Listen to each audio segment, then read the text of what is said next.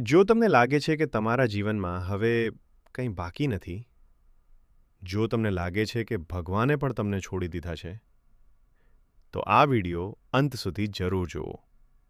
કારણ કે આજે શ્રી કૃષ્ણનો એક એવો સંદેશ સાંભળશો, જે તમારી જિંદગી ફરીથી ઊભી કરી શકે છે. જય શ્રી કૃષ્ણ. જો તમે આ વિડિયો જોઈ રહ્યા છો, તો કદાચ તમારા જીવનમાં કંઈક એવું થયું છે, જેણે તમને અંદરથી તોડી નાખ્યા છે.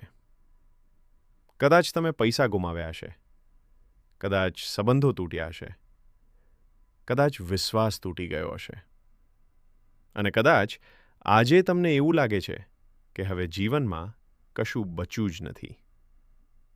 અને ઘણીવાર મનમાં એક જ પ્રશ્ન આવે છે, હવે શું કરવું? હવે તેઓ તમને ફરીથી બનાવવાની તૈયારી કરી રહ્યા છે. યાદ રાખો, પાંડવો પણ બધું ગુમાવી બેઠા હતા.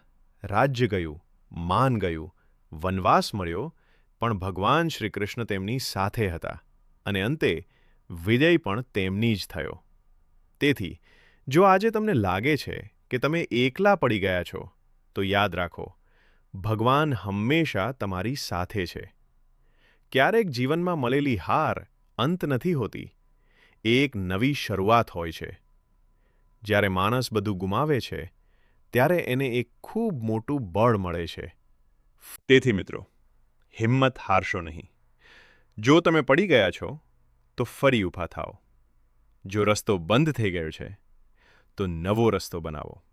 અને યાદ રાખો, શ્રી કૃષ્ણ કહે છે, જે માણસ હાર પછી પણ પ્રયત્ન કરે છે, એને દુનિયામાં કોઈ હરાવી શકતું નથી. તમારી નવી શરૂઆત આજથી શરૂ થઈ શકે છે. આજથી, આ ક્ષણથી, ફક્ત એક નિર્ણય જોઈએ. હું ફરીથી ઊભો થઈશ.